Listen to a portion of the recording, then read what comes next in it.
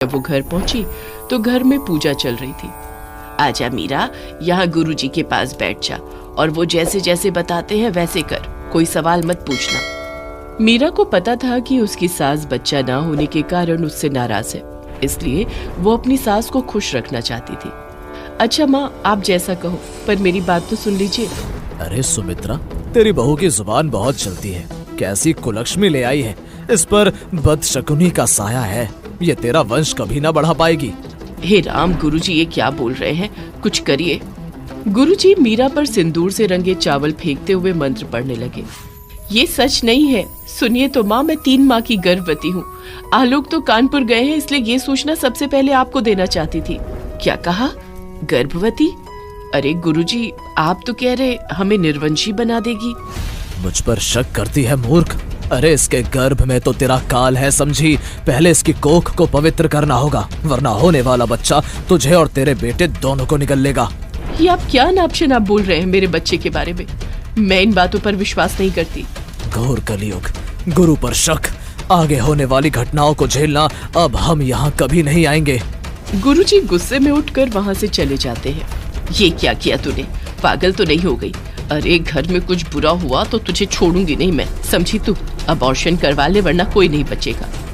ये आप क्या कह रही हैं माँ जी? 5 साल के बाद ये शुभ दिन आए हैं, मैं अपने बच्चे को कुछ नहीं होने दूंगी। मीरा उठकर चली जाती है। तभी सुमित्रा का फोन बजने लगता है। हेलो, कौन बोल रहा है? अरे क्या कह रहे हो, आलोक का एक्सीडेंट हो गया है? राम, कौन से अस्पताल में है वो? अभी पहुंचती हूँ। मीरा छत पर कपड़े सुखा रही थी। वो दौड़ती हुई छत पर पहुंचती है। अरे करमजली, सुना तूने? इस बच्चे के कोख में आते ही आलोक का एक्सीडेंट हो गया, अस्पताल में भर्ती है। मैं भी नहीं बचूंगी। अरे अबॉर्शन करवा ले वरना पूरा घर नष्ट हो जाएगा। ये आप क्या कह रही है माँ? जल्दी चलिए, अस्पताल चलते हैं। घबराहट में सुमित्रा का पैर फिसल जाता है। वो गिर जाती है और सर पर चोट लगने से बेहोश हो जाती है। मीरा सुमित्रा को लेकर अस्पताल पहुंचती है और उसकी मरहम पट्टी के बाद पति के पास जाती है। आलोक, क्या हो गया तुमको, सब ठीक तो है? अरे आते समय बस का एक्सीडेंट हो गया, पैर में हल्का सा फ्रैक्चर है। मैंने मना भी किया था फोन करने को, पर ये लोग माने ही नहीं। माँ को भी सर पर चोट लग गई है आलोक, गुस्से और डर में उनका पैर फिसल गया। डर? कैसा डर? मीरा आलोक के पूछने पर उसके गले लग जाती है और रोते हुए पूरी बात बताती है। ये क्या बकवास है, मैं इस अंधविश्वास को नहीं मानता। तुम माँ बनने वाली हो मीरा, मैं बहुत खुश हूँ। अब तुम्हें नौकरी करने की कोई जरूरत नहीं, बस अपना ध्यान रखो। माँ को मैं समझा दूंगा। माँ आलोक के साथ घर आ जाती है और मीरा के प्रति उनका व्यवहार बदल जाता है। उन्हें विश्वास हो जाता है कि आलोक का एक्सीडेंट और उनकी चोट आने वाले बच्चे के कारण हुआ है। धीरे धीरे 2 महीने बीत जाते हैं। वो गुरुजी के पास जाती है।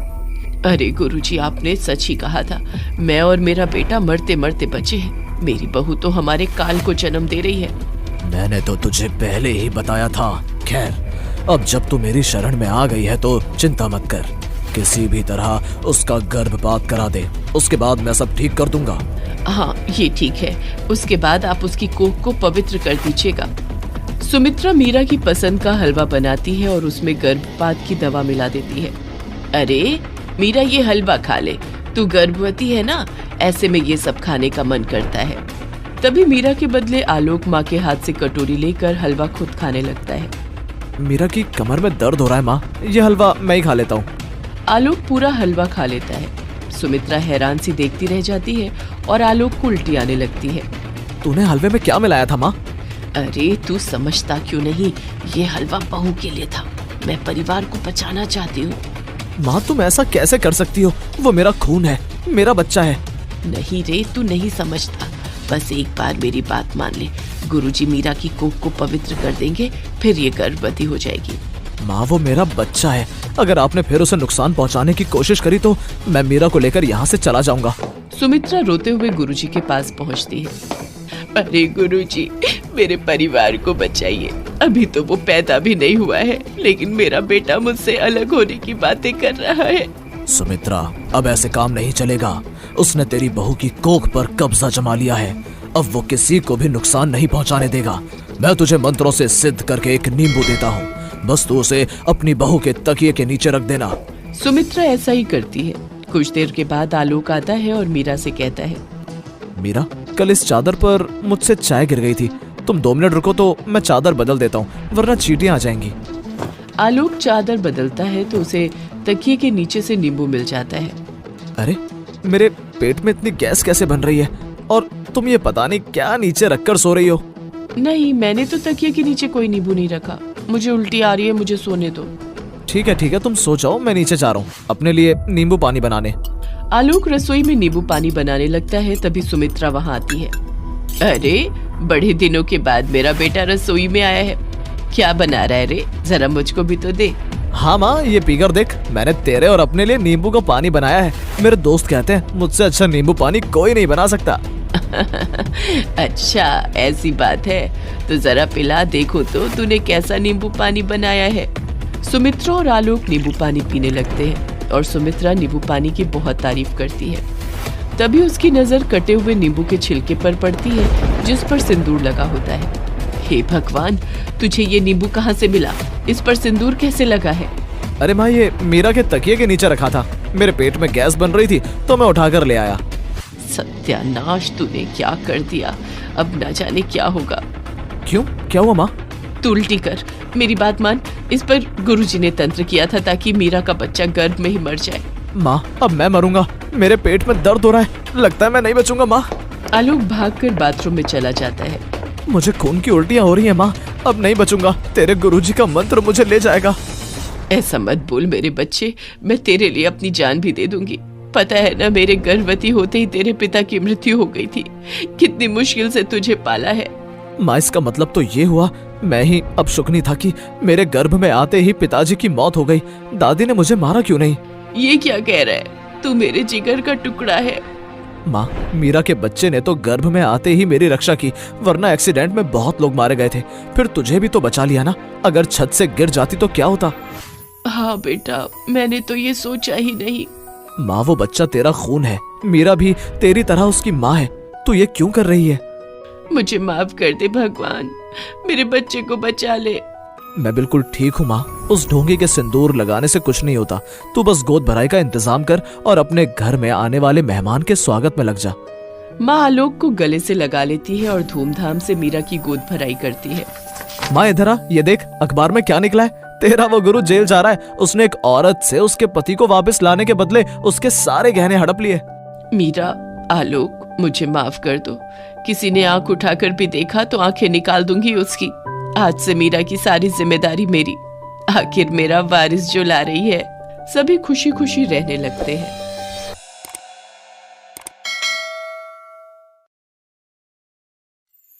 कपूर टीवी।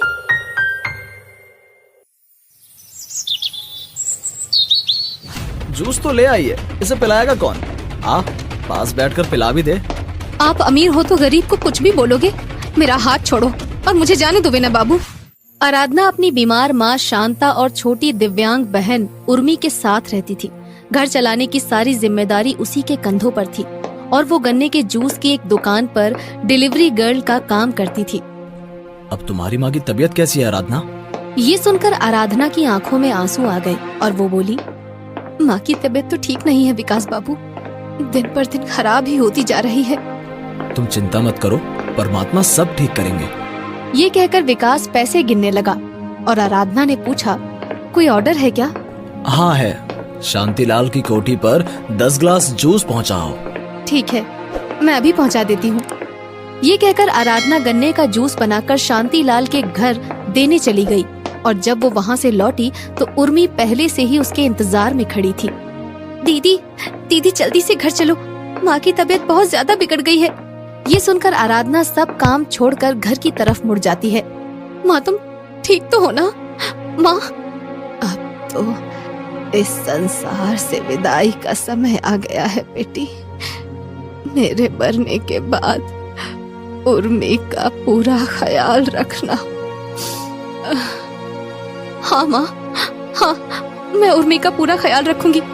देखना, इसे पढ़ा लिखा कर बड़ी अफसर बनाऊंगी माँ। आराधना ये कह ही रही होती है कि तभी शांता दम तोड़ देती है। माँ, माँ, हमें अकेला छोड़कर मत जाओ माँ। माँ, दीदी, दीदी माँ से कहो हमें अकेला छोड़कर ना जाए। दीदी दीदी प्लीज। शांता की मौत के बाद आराधना को हर समय उर्मी की चिंता रहने लगती है। वो उसकी पढ़ाई पर पहले से ज्यादा जोर देने लगती है। उर्मी, मेरी बहन, कुछ भी हो, तू अपनी पढ़ाई पर पूरा ध्यान देना। मेरा सपना तुझे बड़ा अफसर बनते देखना है। तू मेरा ये सपना पूरा करेगी ना? हाँ दीदी, जरूर पूरा करूंगी। एक दिन उर्मी को स्कूल की प्रिंसिपल ने बुलाया। उर्मी, तुमने 3 महीने से फीस जमा नहीं कराई है। कल क्लास में बैठने से पहले फीस जमा हो जानी चाहिए, समझी? जी मैडम।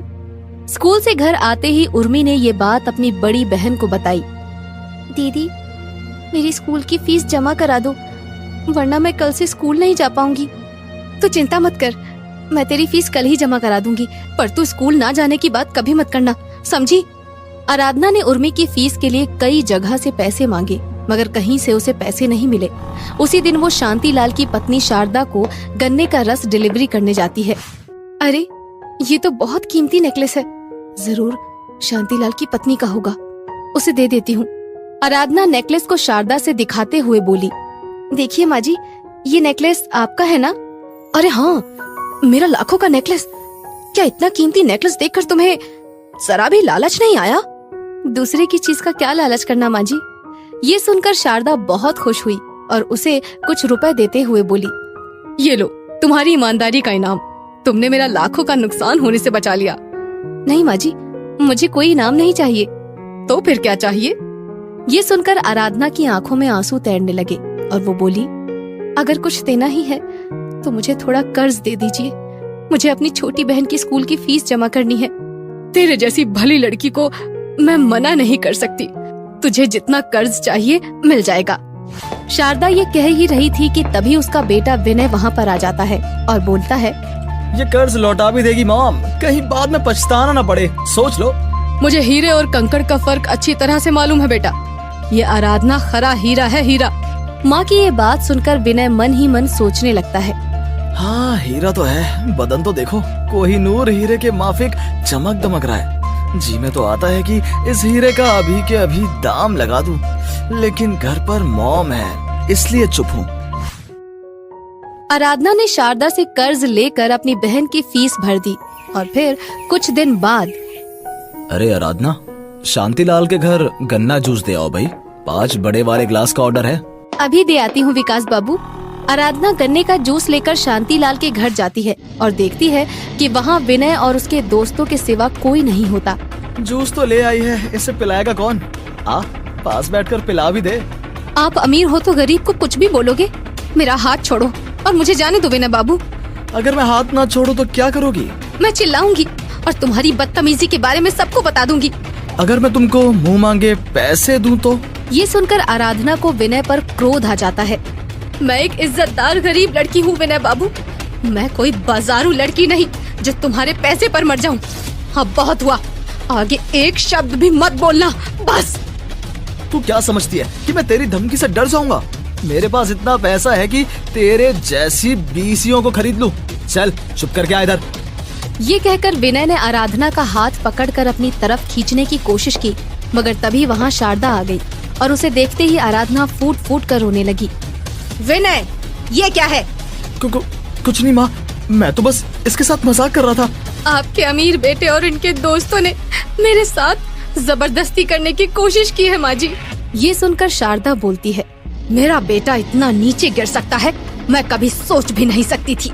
मैं इसे और इसके दोस्तों को अभी पुलिस के हवाले करती हूँ। रहने दीजिए माँ जी, मेरी इज्जत बच गई, वही बहुत है। कैसे रहने दूँ?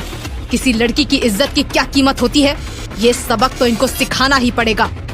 ये कहकर शारदा ने पुलिस को फोन कर दिया और हम आराधना से माफी मांग लेते हैं मॉम, हमें पुलिस थाने मत भेजो प्लीज, हम आगे कभी ऐसी हरकत भूलकर भी नहीं करेंगे।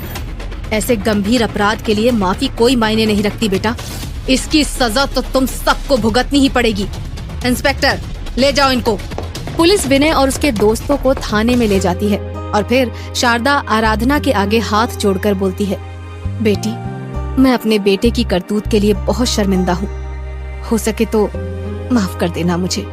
कसूरवार को तो आपने सजा दे दी है माँ जी, फिर आप माफी क्यों मांग रही हैं? क्योंकि मैंने उसे दौलत तो बहुत दी मगर संस्कार न दे सकी, जो दौलत से भी ज्यादा जरूरी है। ये कहकर शारदा रोने लगती है। अब क्या हुआ माँ जी? क्या बेटे से दूर होने का दुख सताने लगा है आपको? दूर होने का नहीं, बल्कि उसके भविष्य की चिंता सताने लगी है बेटी। मैं तो उसके लिए तुम्हारा हाथ मांगने वाली थी, मगर निकम्मे ने सब चौपट कर दिया। ये सुनकर आराधना चौंक जाती है। मेरा हाथ माँ जी? पर मैं तो बहुत गरीब लड़की हूँ, पर गुणों और विचारों में हमसे बहुत अमीर हो। मुझे ऐसी ही बहू चाहिए थी बेटा। ये कहकर शारदा चुप हो गई और आराधना भी वहाँ से चली गई। फिर इसके कुछ ही घंटों बाद आराधना विनय को साथ लेकर शारदा के सामने आ जाती है। विनय, तू यहाँ कैसे? मैंने इन्हें पुलिस से छुड़वा लिया है माँ जी। सुधरने का एक मौका तो मिलना ही चाहिए ना। जब आराधना ने ही मुझे माफ कर दिया है तो अब तुम भी कर दो ना माँ। विनय में यह बदलाव देखकर शारदा बहुत खुश हो जाती है। बेटी, तूने एक दुखी माँ का दुख दूर करके बहुत बड़ा पुण्य किया है। ईश्वर तुझे सदा सुखी रखे। ये कहकर शारदा ने आराधना को गले लगा लिया और फिर अपने बेटे से उसकी शादी कर दी। इस तरह गरीब आराधना और उसकी छोटी बहन उर्मी का जीवन तो संवर जाता ही है, साथ ही शारदा को भी गुणवती बहू मिल जाती है।